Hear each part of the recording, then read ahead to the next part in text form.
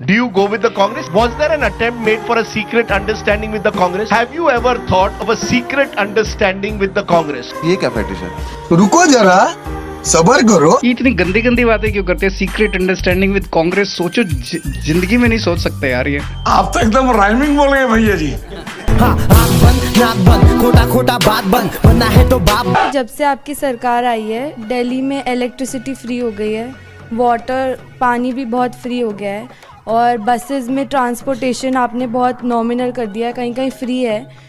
तो इससे तो जो अलग स्टेट्स के लोग हैं वो यहाँ आ जाएंगे दिल्ली में और झुग्गियाँ बना लेंगे, लोग यहाँ पे आके रहने लग जाएंगे। वैसे ही इतनी पॉपुलेशन है, तो आप और जो लोग आ जाएंगे उनको कैसे कंट्रोल करेंगे? तो मतलब कि अगर ज़्यादा लोग आएंगे इसलिए दिल्ली को अच्छा ना बनाया जाए।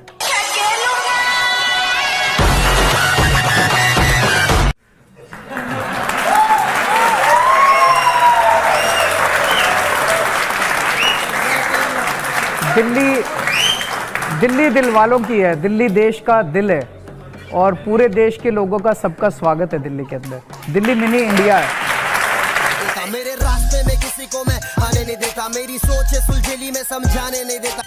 Is Arvind Kejriwal open to an understanding with the Congress? 1 घंटे से इंटरव्यू चल रहा है जी। आपको ना स्कूलों में इंटरेस्ट है, ना आपको अस्पताल में इंटरेस्ट है, ना देश की समस्याओं में इंटरेस्ट है। आपको इंटरेस्ट है कांग्रेस के साथ करोगे कि नहीं करोगे? अरे नहीं करना यार।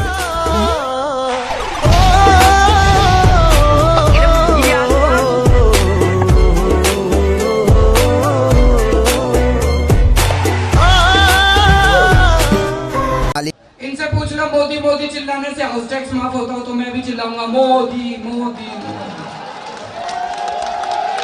अरे मोदी ने तुम्हारी बिजली के रेट कम करे क्या? अगर बिजली के रेट कम होते हो मोदी मोदी चिल्लाने से मैं भी चिल्लाऊंगा मोदी मोदी मोदी। मोदी मोदी करने से पेट नहीं भरता, पागल हो रहे हैं थोड़े लोग। जेब में था चिल्लर, साथ वाले किल्लर, काम करे कांड वाले, लाइव बेड़ा थ्रिलर। प्रधानमंत्री जी और केंद्र सरकार तो कह रही है कि चाइना का कोई कब्जा ही नहीं है, हमारी टेरिटरी में है ही नहीं वो लोग। पर आपका चैनल तो कह रहा है आपका चैनल झूठ दिखा रहा है। इसका मतलब हम तो वही दिखा रहे हैं जो सैटेलाइट मैप दिखा रहे हैं। तो वो अब फिर या तो आप जानो या वो जाने। अरे अलते में भलते में राफे कवाली, सब शाने खड़े ले कोई नहीं देता था। I look forward to a time जिस दिन राजदीप सरदेसाई मेरा इंटरव्यू करेगा और कहेगा कि अरविंद देश के अंदर बच्चों को अच्छी शिक्षा कैसे दी जा सकती है। मुझे बहुत खुशी होगी बता के। जिस दिन वो मेरे से पूछेगा कि अरविंद देश के अस्पतालों को कैसे ठीक किया जा सकता है, मेरे को अब एक्सपीरियंस है अस्पताल ठीक करने का। जिस दिन वो मेरे से पूछेगा कि अरविंद तुम लोगों ने दिल्ली में बिजली 24 घंटे कैसे कर दी, इट इज अ मिरेकल, और फ्री में दे रहे हो, मुझे बड़ी खुशी होगी बता के। अभी पिछले 1 घंटे से हम बेकार की बातें कर रहे हैं, इससे देश को क्या लेना देना? जनता को कोई लेना देना नहीं है इस इंटरव्यू से।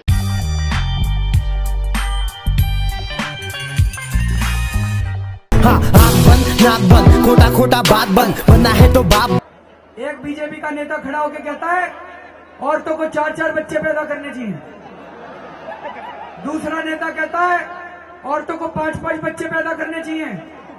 इनके खट्टर साहब जो मुख्यमंत्री हैं हरियाणा के, कहते हैं मैं लड़कियों को जीन्स नहीं पहनने दूंगा। इनका दूसरा नेता कहता है लड़कियों को मोबाइल फोन नहीं इस्तेमाल करना चाहिए। इनका तीसरा नेता कहता है लड़कियों को ज्यादा पढ़ाना नहीं चाहिए। इनका चौथा नेता कहता है लड़कियों को नौकरी नहीं करनी चाहिए। कहां ले जाएंगे ये बीजेपी वाले इस देश को? ऐसे लग रहा है 16वीं 17वीं सदी में ले जाएंगे देश को। इनका मतलब है सारी औरतों को कमरे में बंद कर दो, बाहर ताला लगा दो, कह दो महिलाएं होगी सुरक्षित।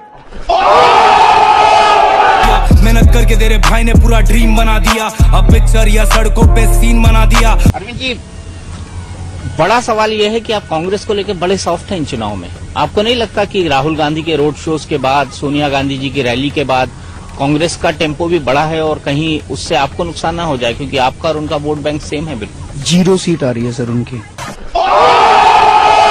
एलजी कहता है कि तुम नहीं कर सकते, मैं करूंगा, तो करना। परेशान हो गए हम लोग 2.5 साल से, ये भी परेशान हो गए, हम भी परेशान हो गए। करो फिर, हमारी पावर है, हमारी पावर है। जब तक हम कह रहे थे करो करो करो करो तो कह रहे थे तुम करो, आज हमने कर दिया तो कह रहे हम करेंगे, तो करो ना भाई, क्यों नहीं कर रहे? आपके एलजी साहब, अगर असेंबली की पावर है तो आज हो रहा ही है। तो आपकी प्रोसीजर क्या है कि लॉ डिपार्टमेंट का ये नहीं आया, तो हमको जनता बेवकूफ है जो हमको चुना था? तो लॉ सेक्रेटरी को ही चुन लेती जनता।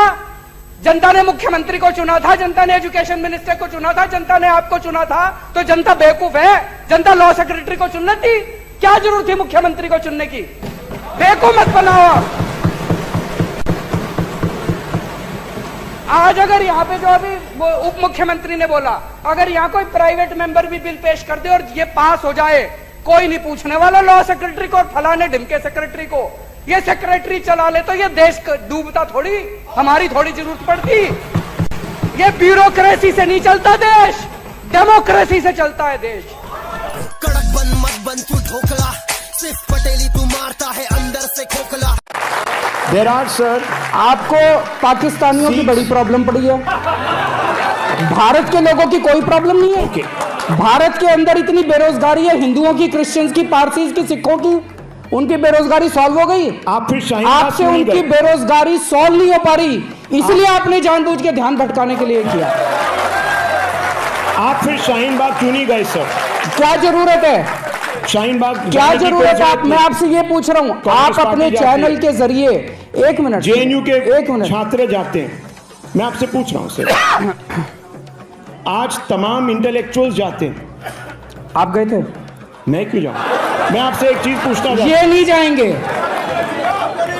मेरी बात सुनिए, उन्होंने देश के अंदर बवाल मचाया है, बट शाहीन बाग नहीं। उन्होंने पूरे देश के अंदर जो बवाल खड़ा किया है, वो इसलिए खड़ा किया है कि उनसे बेरोजगारी नहीं संभल रही। बट शाहीन बाग, उनके देश के अंदर जो अर्थव्यवस्था का बुरा हाल है, इनकी हिम्मत नहीं है अर्थव्यवस्था के ऊपर बात करने की।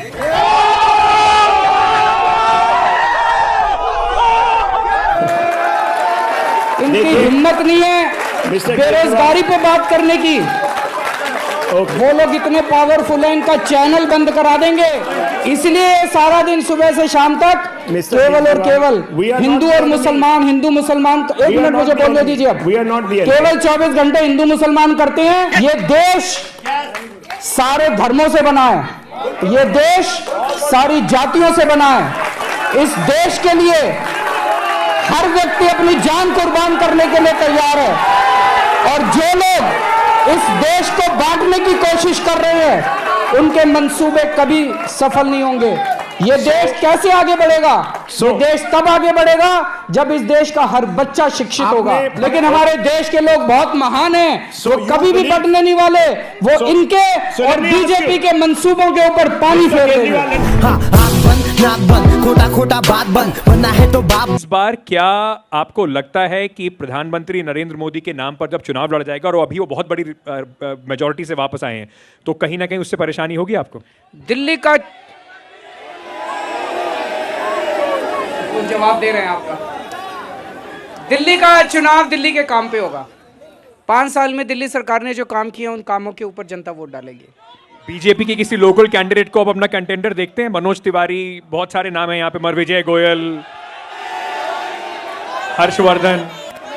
मनोज तिवारी जी गाना बहुत अच्छा गाते हैं, नाचते भी अच्छा है। मैंने अभी एक, आपने देखा उनके नाच का एक वीडियो चल रहा है, वो बियर की बोतल ली हुई है। नहीं, पर अरविंद जी, कोई अगर कलाकार है, मैं मना तो नहीं कर ये रहा, बुरी चीज है? मैं तो तारीफ कर रहा हूँ। नहीं तो क्या वो सीएम इसलिए नहीं बन सकता है क्योंकि वो नाचना गाना जानता है? मैं तो तारीफ कर रहा हूँ। मैं कह रहा हूँ सबको उनका वो रिंकिया के पापा सुनना चाहिए।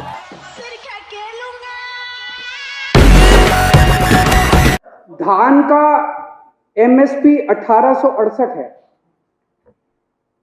उत्तर प्रदेश और बिहार में ये 900,000 रुपए में बिक रहा है। मेरे को बता दो कि पूरे देश में मेरा बिहार और उत्तर प्रदेश का किसान कहां ये फसल बेच के आए कि इसको एमएसपी से ज्यादा दाम मिल जाए। हवा में बात करने से क्या फायदा है? कहीं भी बेच लो, कहीं भी बेच लो। अरे कहां बेच लें, बताओ तो सही।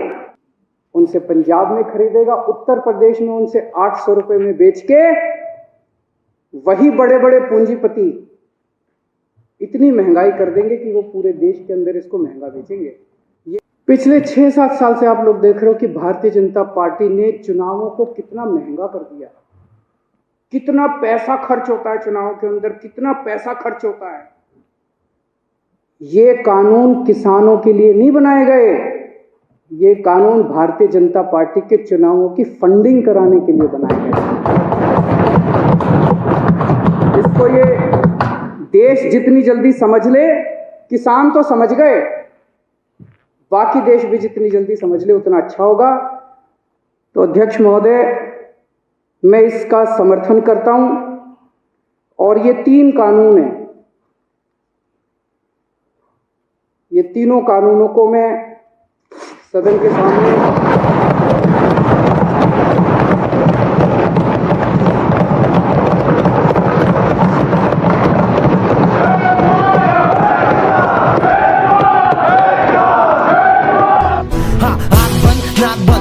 खोटा बात बंद बनना है तो बाप बंद। If you like the video, do like, share and subscribe to Billy Talks. Thanks for watching.